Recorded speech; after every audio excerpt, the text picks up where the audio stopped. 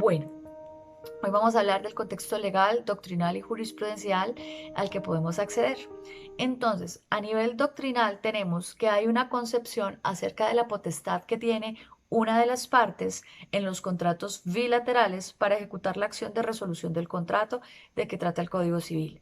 Los contratos bilaterales es cuando hay dos partes. En el caso del contrato de arrendamiento estamos hablando que hay una parte que es el arrendador y otra parte que es el arrendatario. Y cuando hablamos de la acción que tiene para ejecutar una de estas partes, que se llama resolución del contrato que la contiene el Código Civil, es darle terminación de forma unilateral al contrato para que éste se resuelva, para que termine el vínculo contractual.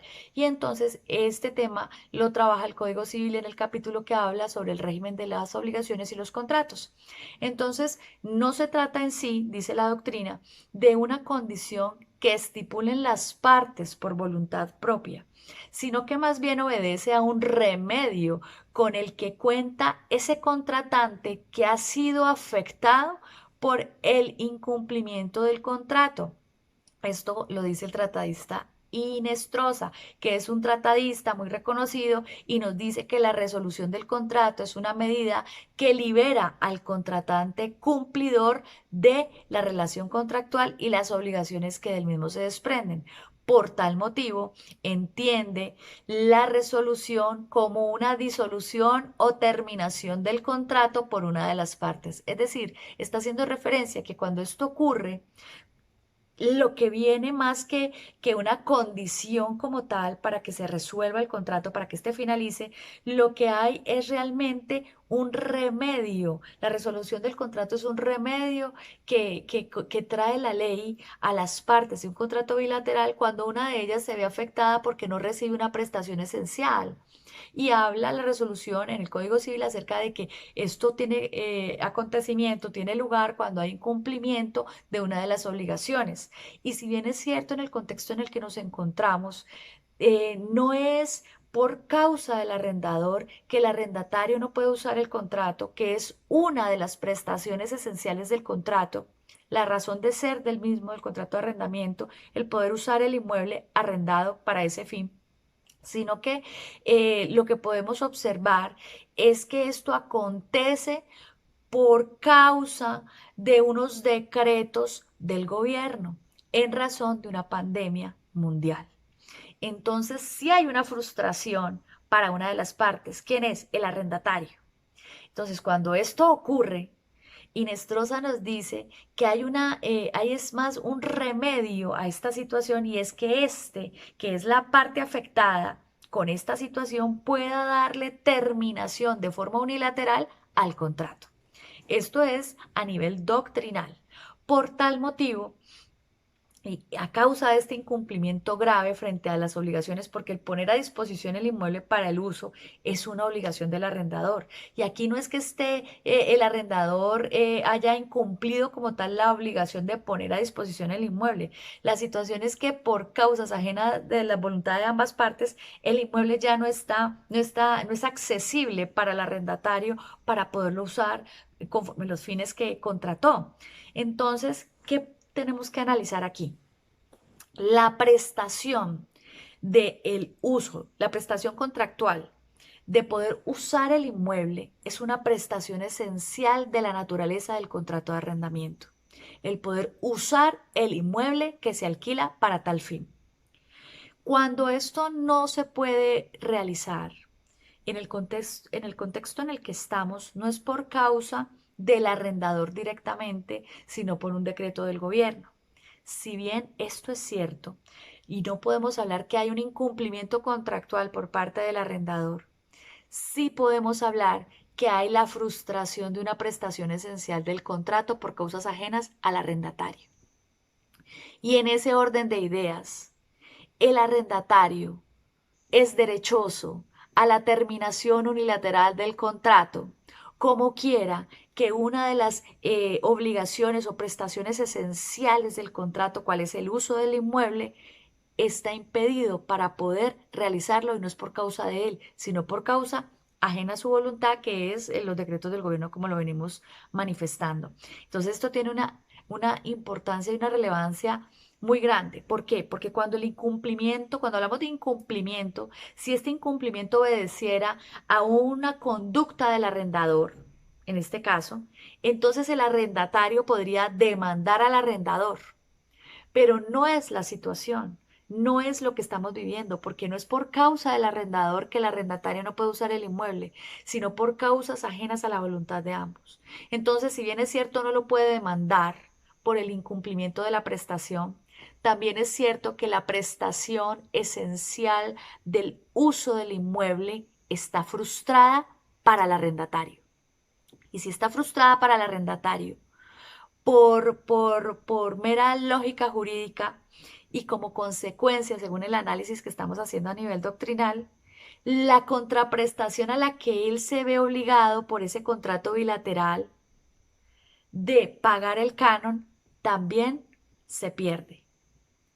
Finaliza esa obligación que él tiene al pago del canon cuando la prestación esencial del uso del inmueble se ve frustrada. Y es así como la doctrina y aún la jurisprudencia desarrollan esta idea desde la frustración, desde el concepto de la frustración de una prestación esencial del contrato. Y tenemos que dentro del Código Civil hay unas causales para la terminación unilateral del mismo. Tenemos unas causales que contiene el Código Civil acerca de la terminación del contrato de arrendamiento en el artículo 2008 y en uno de los numerales habla de la destrucción total de la cosa arrendada. Y en este aspecto me voy a detener porque vamos a desarrollar más adelante este concepto legal. Pero siguiendo el hilo doctrinal que hemos venido desarrollando acerca de la prestación esencial del uso del inmueble, cuando ésta se frustra, entonces la doctrina dice que contractualmente la otra parte, en este caso el arrendatario, no estaría obligado a seguir con el cumplimiento, la contraprestación por esa prestación esencial que se frustró. Quiere decir esto que en los contratos bilaterales, es decir, hay dos partes, es un contrato donde hay prestaciones recíprocas. ¿Cuáles son? El uso del inmueble es una prestación a favor del arrendatario y este a su vez, por causa de ese uso, de esa prestación esencial, paga un dinero al arrendador.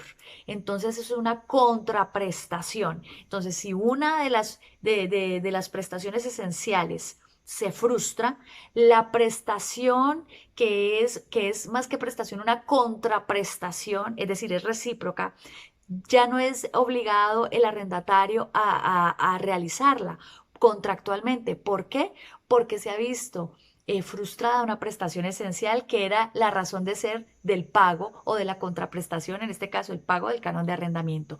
Y aquí es cuando vamos a ir entendiendo a qué nos referimos con frustración de una prestación esencial del contrato, de tal suerte que la terminación unilateral por parte del arrendatario no solo es válida, sino que es su potestad. No por la fuerza mayor en la que él se encuentra, que por un estado de necesidad o porque no puede económicamente, no, sino por el hecho de estar imposibilitado para gozar del inmueble, cual es una prestación vital propia del contrato de arrendamiento de inmuebles, y esto no ocurre por incumplimiento del arrendador como tal, ya como lo acabé de explicar, sino en virtud del aislamiento preventivo obligatorio en el contexto de una emergencia sanitaria como en el que nos encontramos, que imposibilita que la prestación fundamental consistente en el uso del inmueble se pueda dar. Entonces aquí vemos su aplicación de este concepto doctrinal en algunos casos para vivienda urbana y en todos los casos para local comercial. Y aquí es donde doy el ejemplo. Esto lo vimos en el video pasado que hice sobre este tema, y es que en vivienda urbana vemos que hay personas que alquilaron los inmuebles, por ejemplo, para que sus hijos pudiesen en otra ciudad estudiar, pero al momento que llega la pandemia, sus hijos no se encuentran en ese inmueble ni se encuentran en ese lugar, sino que se encuentran en otra ciudad donde viven sus padres, por ejemplo. Ese es un caso puntual que me llegó. Entonces, ¿cómo se le va a exigir que siga pagando por un inmueble que alquiló con un propósito cuando ese propósito deja de existir por causas ajenas al arrendatario. En ninguna manera, en ninguna manera. Eso es un caso muy particular en vivienda urbana.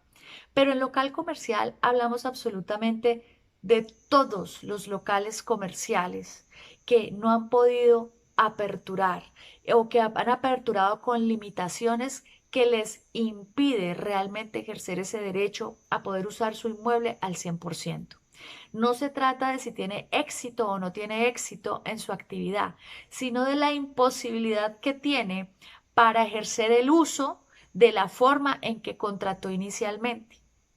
De tal suerte que el concepto de reajuste, en principio, en el tiempo de marzo y abril, tenía razón de ser.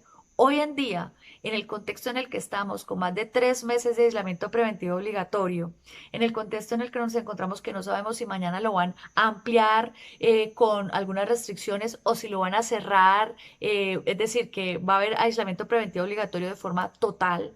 Entonces, en esa incertidumbre, ¿cómo se le exige a un arrendatario de local comercial que siga pagando por un inmueble que no sabe él si va a poder usarlo medianamente?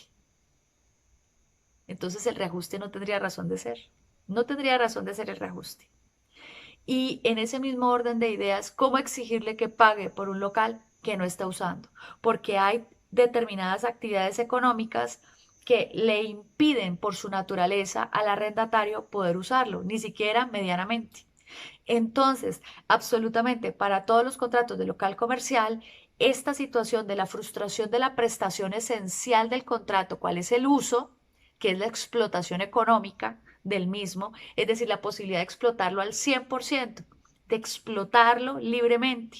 Entonces, la frustración de de esa prestación fundamental del contrato de arrendamiento es lo que hace, lo que faculta al arrendatario para que no continúe en esa relación contractual y la pueda dar por finalizada por medio de la terminación unilateral con justa causa. Y asimismo, tampoco tiene por qué pagar perjuicios de ninguna clase.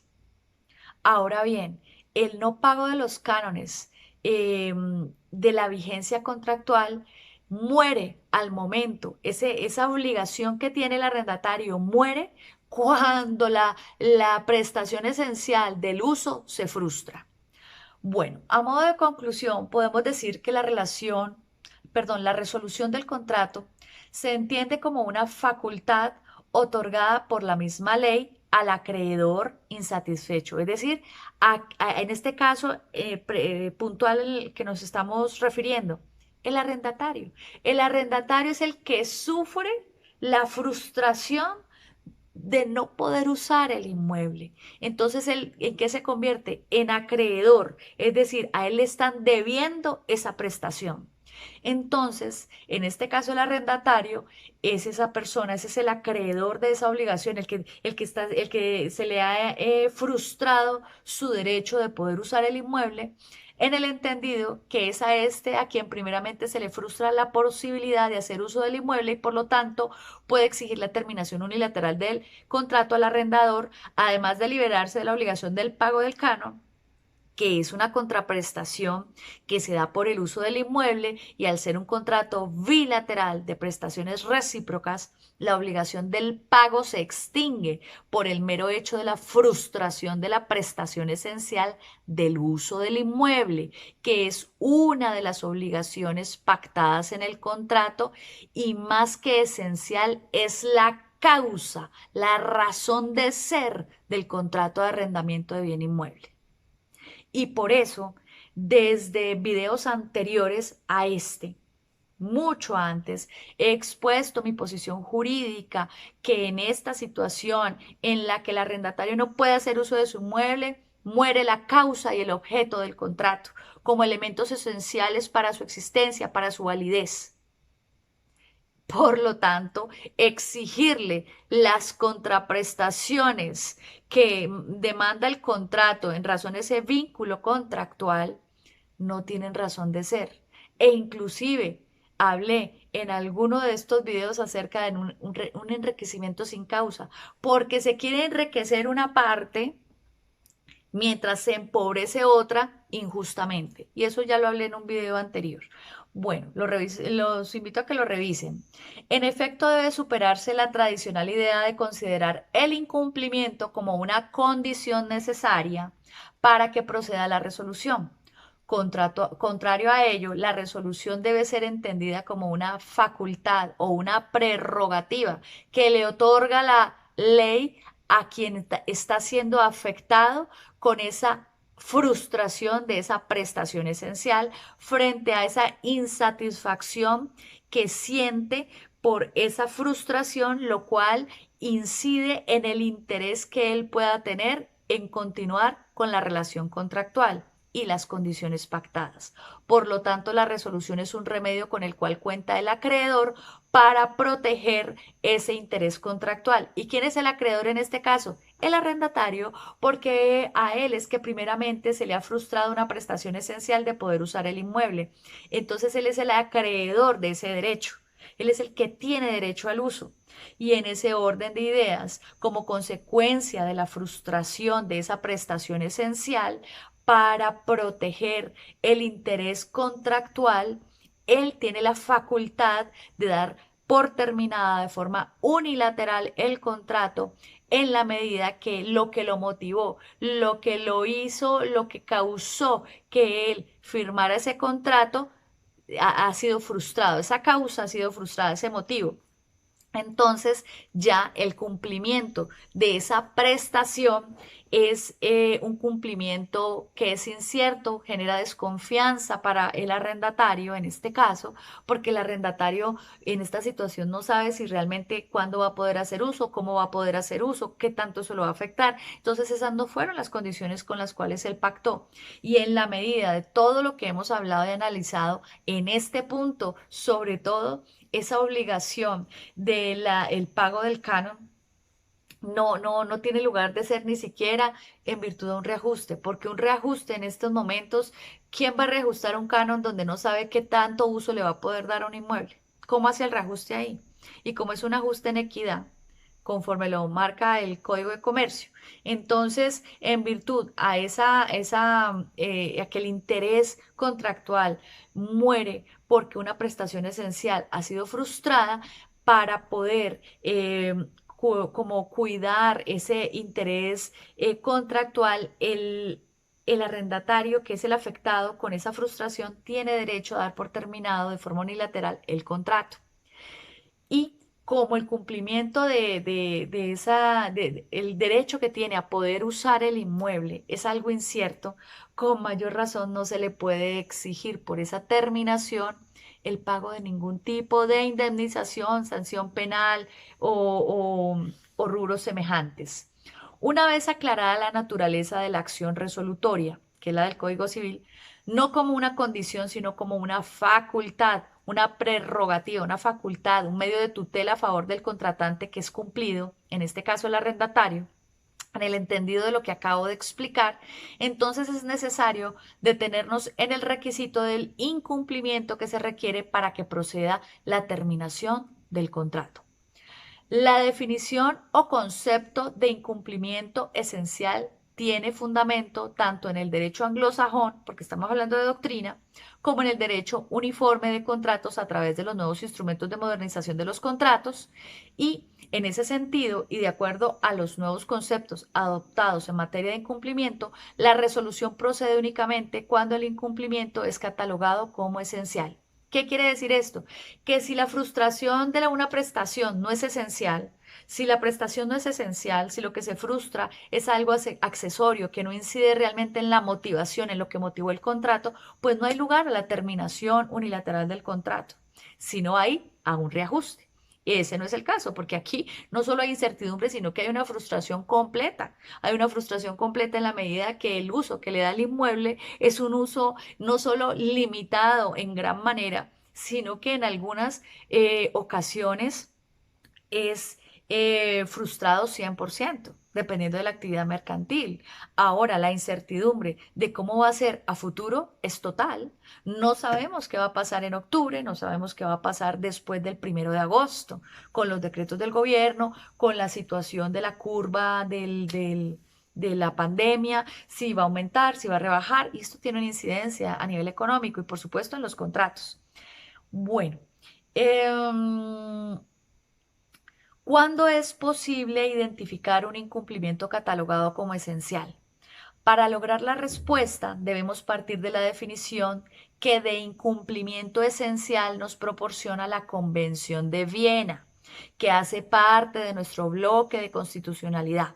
¿Se acuerda que nosotros hablamos en el video anterior que hay unas fuentes del derecho? Hablamos de la ley, hablamos del convenio entre las partes, que son los contratos, hablamos de la doctrina, la jurisprudencia, los tratados internacionales que adoptemos dentro de nuestro ordenamiento. Bueno, la Convención de Viena de 1980, en el artículo 25, expresa: el incumplimiento del contrato por una de las partes será esencial cuando cause a la otra parte un perjuicio tal que la prive sustancialmente de lo que tenía derecho a esperar en virtud del contrato.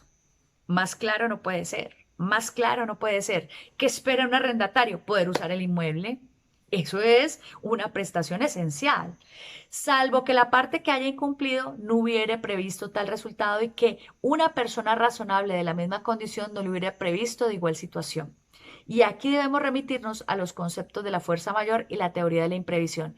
Obviamente, tanto para el arrendador como para el arrendatario, esta situación fue imprevisible e irresistible, porque usted no se puede resistir bueno, si se resiste lo sancionan a un decreto del gobierno donde dice que hay un aislamiento preventivo o hay unas limitaciones en tales y tales condicionamientos. Entonces, es imprevisible e irresistible.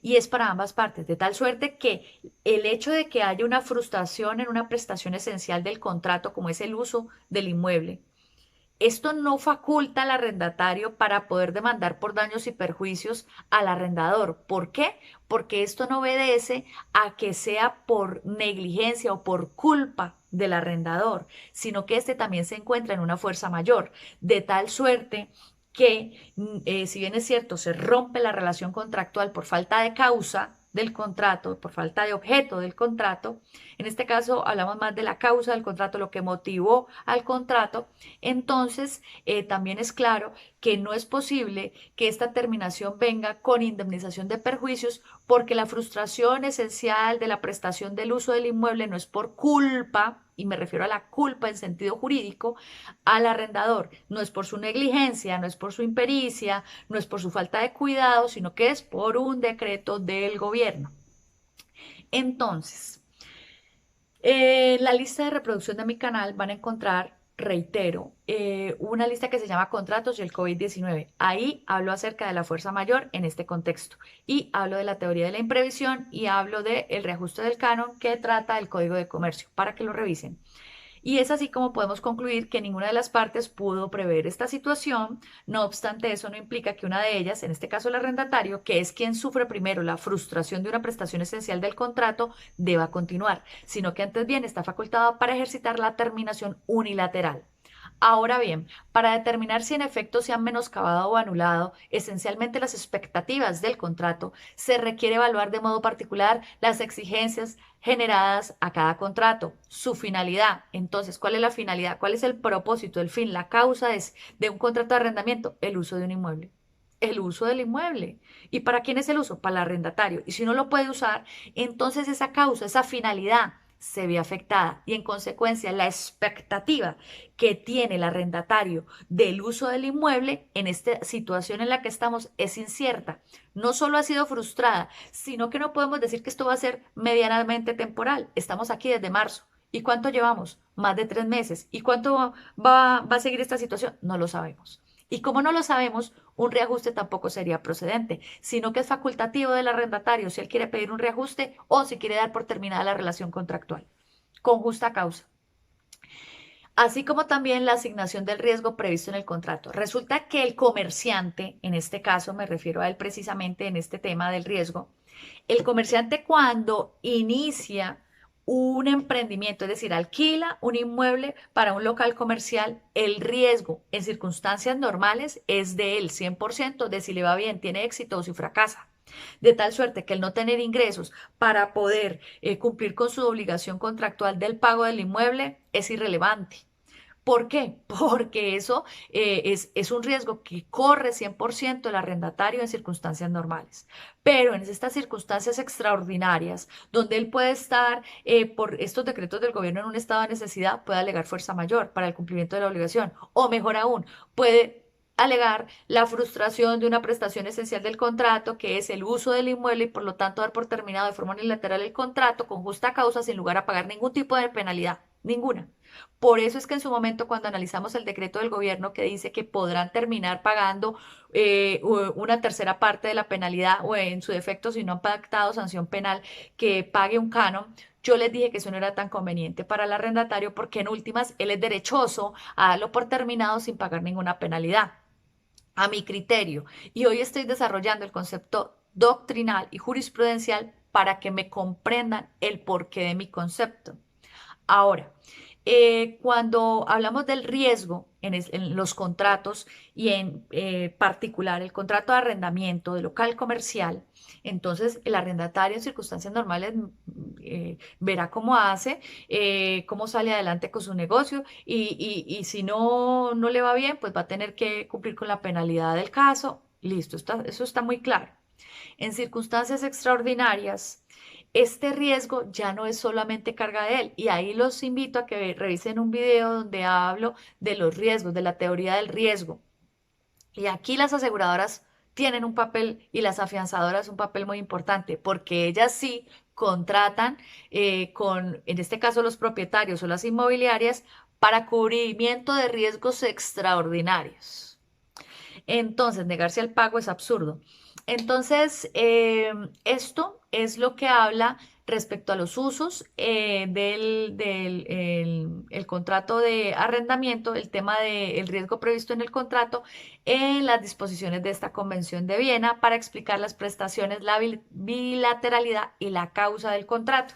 En la misma convención nos dice y a manera de información, yo les hablé a ustedes que como fuente del derecho tenemos las normas de carácter internacional. ¿Por qué estoy hablando de la Convención de Viena? Ya dijimos, no hay ley aplicable al caso.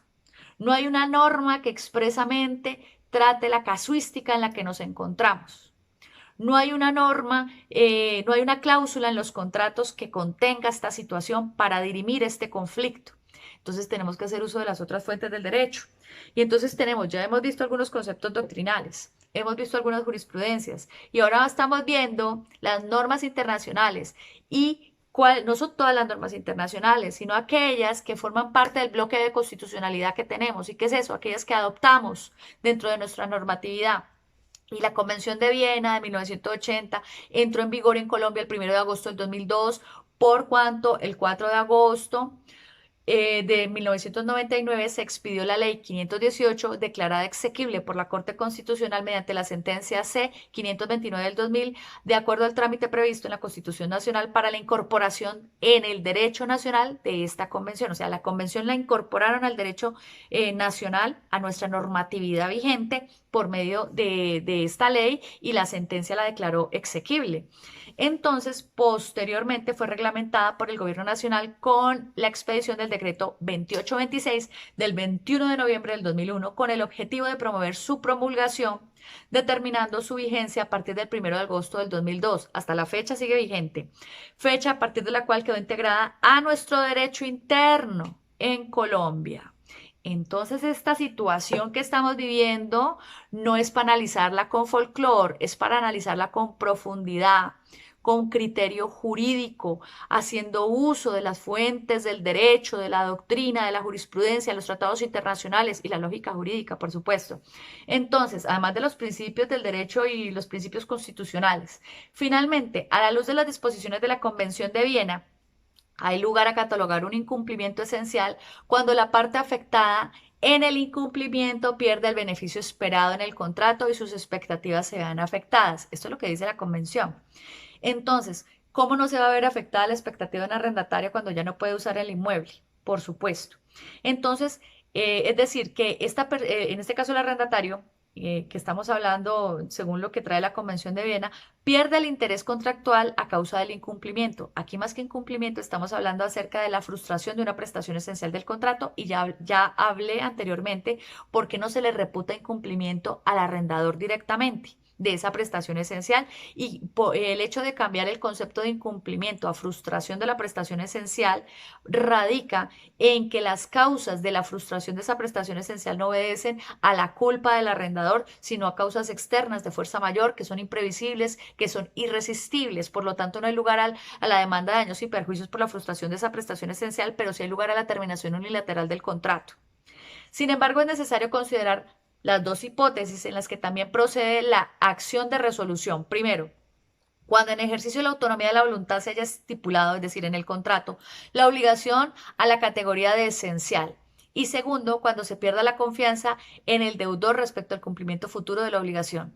Y aquí es cuando el aspecto incierto de cuánto durará el aislamiento preventivo obligatorio, la pandemia, las restricciones, tiene un papel vital para el arrendatario de un local comercial, sobre todo. ¿Por qué? Porque es que este tema de la confianza, y aquí hablamos es en el entendido de cómo puede un arrendatario confiar en que va a poder usar el inmueble, es decir, que esa prestación esencial del contrato la va a poder volver a tener cuando la situación en la que nos encontramos es totalmente incierta.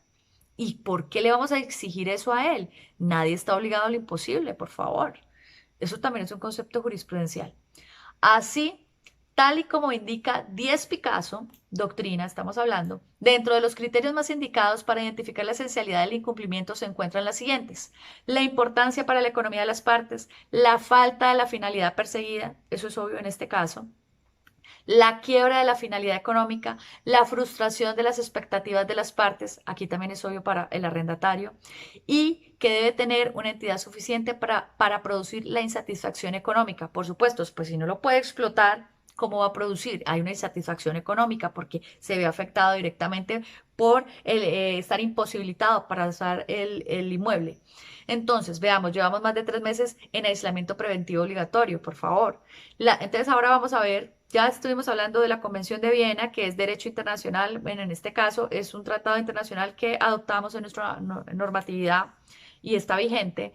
Estuvimos hablando de conceptos doctrinales y ahora vamos a hablar de algunas jurisprudencias. Y entonces aquí tenemos la sentencia 2439 del 90. Y dice que para la Corte lo más importante en el caso bajo estudio, en el caso que ellos tienen, que desglosan, tienen este concepto y es que la gravedad o entidad suficiente del incumplimiento para resolver un contrato, nótese como incumplimiento de una de las partes, frustra completamente el fin práctico perseguido en el contrato. Entonces, esto no es solo un tema de la Convención de Viena, ni un tema solamente de la doctrina, es un tema desarrollado a nivel jurisprudencial.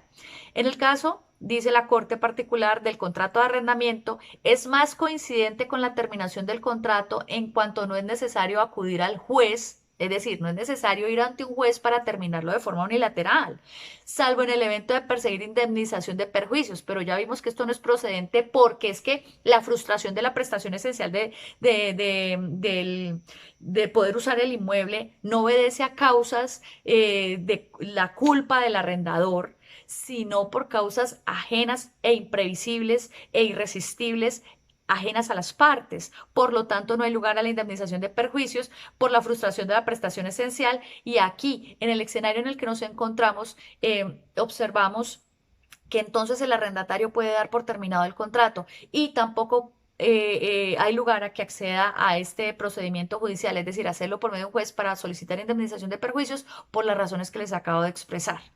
Entonces, la Corte Suprema de Justicia determinó que cuando las mismas condiciones del demandado y atendiendo la naturaleza del hecho, ninguna otra persona hubiera podido enfrentar sus efectos perturbadores, en tales condiciones no sería viable deducir responsabilidad, pues nadie está obligado a lo imposible. Corte Suprema de Justicia, SC 1230-2008, del 25 de abril. Les hablo de nadie está obligado a lo imposible y que es un tema que se desarrolla a nivel jurisprudencial. ¿Por qué? Dígame pues ustedes, ¿esto es un asunto de un solo arrendatario o de todos a nivel mundial? De todos. de todos. Así las cosas, entendemos que está súper configurado el concepto de que el arrendatario no está obligado a lo imposible. Y eso que le estamos exigiendo, bueno, no, yo no, eso que le están exigiendo algunas arrendadoras, algunas inmobiliarias que están en carácter de arrendadores a los arrendatarios, que sigan pagando la ejecución del contrato, los cánones, que si no los van a demandar, que si no, es un abuso del derecho. Pero ya vamos a desarrollar ese tema también. Yo creo que nos va a tocar partir el video y vamos a dejar este tema para la continuación de un tercer capítulo acerca de este tema que estamos desarrollando tan profundo, tan importante, a la luz de la jurisprudencia y la doctrina. Bendiciones mil. Chao, chao.